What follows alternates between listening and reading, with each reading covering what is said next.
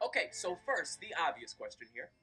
What's a census? It's essentially a head count of a group of people and a form of basic record keeping. And here in the United States, the founding fathers actually wrote the need for a census right into the Constitution. It's right here in Article 1, Section 2. Every 10 years, the government's gonna count up every single person living in America.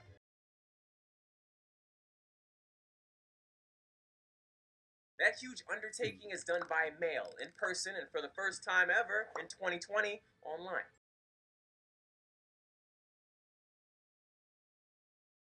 It's super important because it's what the framers of the Constitution chose to be the basis for how we determine political power in the US. They chose population over things like wealth and land ownership. So obviously, we've got Congress. There's the Senate, which we all know is made up of 100 senators, 2 from each state, 50 times 2. Yeah. But over in the House, we've got 435 representatives. And can you guess how we figure out how many each state gets? The census. You got it. So every 10 years, Congress gets a shakeup based on the latest data. For example, some experts say after the 2020 census, we could see states like Florida, Texas, and Colorado pick up a few more reps, while some other states lose some. That's all because of how people are moving throughout the decade. It also means that this national headcount is used to draw up new congressional districts. Of course, that's a highly debated topic, which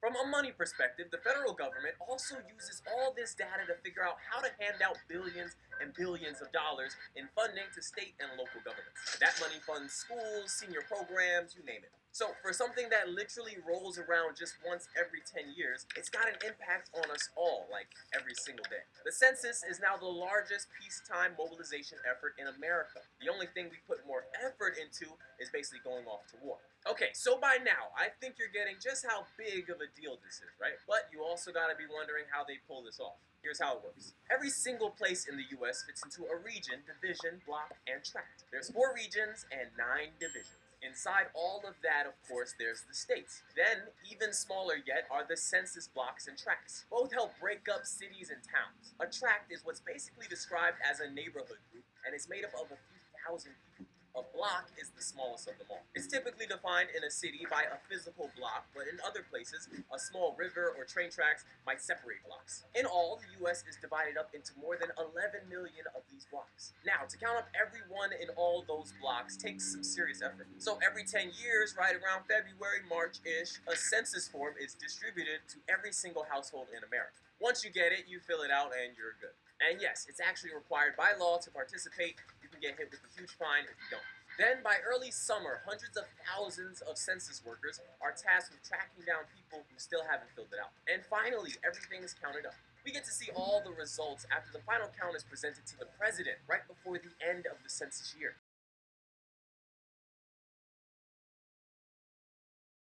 For 2020, there's a ton of people worried about that census too, to say the least. For starters, it's the first census ever where most Americans are going to be counted over the internet. But that's got some people upset in rural locations who don't have the best access to the internet. Then there's the questions. There's 7 in all. Age, race, relationship status, sex, Hispanic origin, renter, or owner. And then there was a proposed question about citizenship status. That's the really controversial one. President Trump's administration was trying to put it back on the census for the first time in decades by saying they need that information to better enforce voting rules. But critics said that it was going to discourage a bunch of people from even responding, which goes against the whole point of the census. So ultimately, the Supreme Court ruled to keep it off in 2020.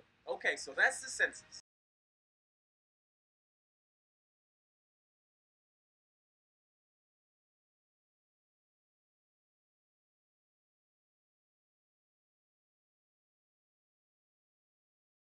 Coronavirus will change the way we vote this November. For the first time, all registered voters will receive a mail-in ballot by late October, even if you normally vote in person. LA County residents can return their ballot in a number of ways. You can mail it back using the provided postage-paid envelope, which must be postmarked by November 3rd. This year, ballots have 17 days in order to be counted. You can also take your ballot to a secure county ballot drop box, or you can drop off your ballot or vote in person at any of the county's voting centers. They'll open a few days before the election.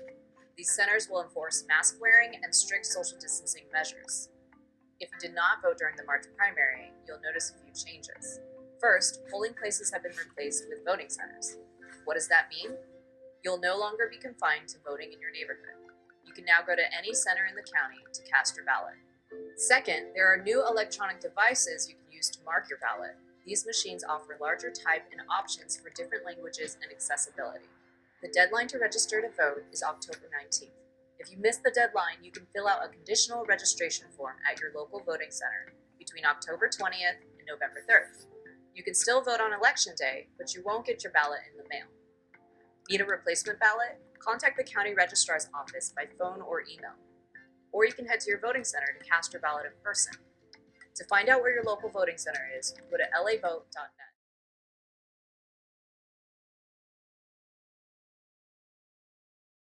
Than heaven ring with the harmony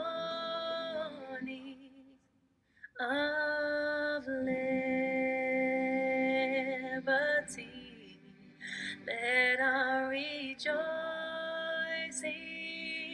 rise high as the listening sky. Let it resound loud as the rolling sea. Sing a song full of the faith that the dark past has taught us. Sing a song full of the hope that the present has brought us.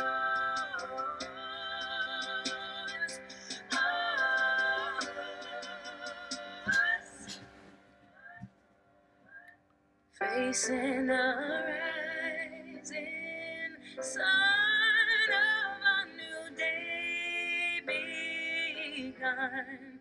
Let us march on till victory is won. Let us march on till victory is won. Let us march on till victory.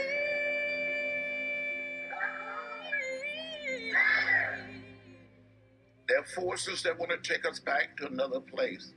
We don't want to go back. We want to go forward.